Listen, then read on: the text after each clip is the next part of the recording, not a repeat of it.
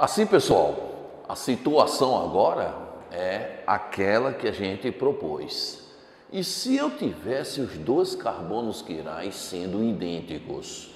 Eu escolhi para trabalhar aqui a estrutura do 2,3-dihidroxibutanodioico, tá? Um composto de função mista, ácido carboxílico e álcool, em que eu passo a observar que tanto no carbono 2 quanto no carbono 3 são centros quirais, sem dúvida, mas são idênticos. Veja, eu tenho hidrogênio no carbono 2, eu também tenho no 3.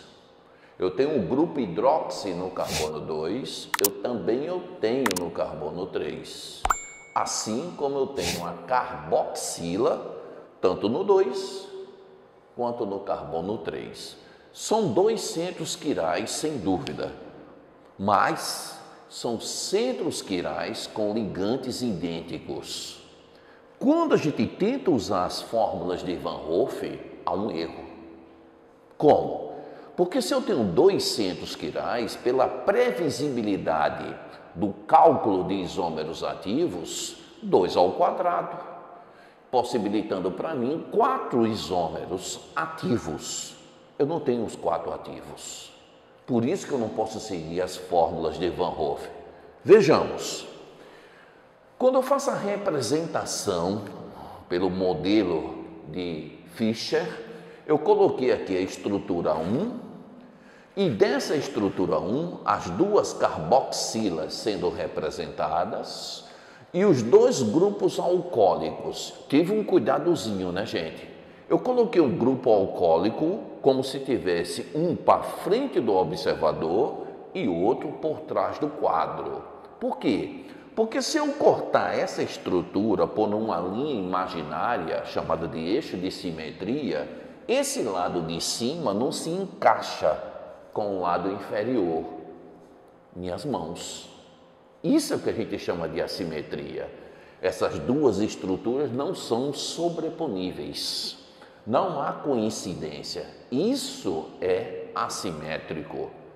Logo, eu fiz uma imagem. Essa imagem, a minha imagem obviamente contrária, representando o outro isômero ativo, que seria a minha forma Lavoisier. O grupo alcoólico, invertido aqui, o hidrogênio. Então, eu tenho aqui um par de isômeros do tipo ativo, que seria o meu destrógeno e o meu Lavoisier. Vamos tentar fazer a terceira possibilidade? Bem, qual que seria a terceira possibilidade? É a única para mim. Eu coloquei os dois grupos alcoólicos para o mesmo lado. Tanto podia ser para frente como podia ser para trás. E aí acontece algo curioso. Quando eu corto essa estrutura, aí o que é que a gente observa? Coincide exatamente a parte superior com a parte inferior. Elas se encaixam. Isso significa que está havendo simetria. Isomeria ótica não é caso de simetria, de lados iguais. Isomeria ótica é um caso de assimetria. Portanto, essa representação 3, essa possibilidade, tendo simetria, passa a ser um composto oticamente inativo. É o que nós chamamos de meso. O mesocomposto surge agora. Alguns autores colocam até com o nome mais técnico, né? São compostos inativos por compensação interna, enquanto que os racêmicos é por compensação externa. Mesocomposto é inativo e ele só vai surgir se os centros quirais forem iguais. Eu observo então que o cálculo de previsão de Van Hoff, 2 ao quadrado dando 4, não bate aqui.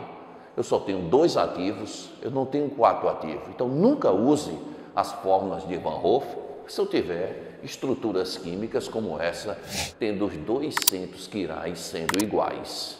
Ao fim, eu vou ter 2 ativos, os enantiômeros, os enantiomorfos, um é a imagem contrária do outro, o destrógeno e o Lavoisier, e agora 2 inativos, porque eu posso misturar o destrógeno com o Lavoisier e ter um natural, o comum, que é o racêmico, e agora eu tenho um isômero inativo em função da simetria, que a gente chama de mesocomposto.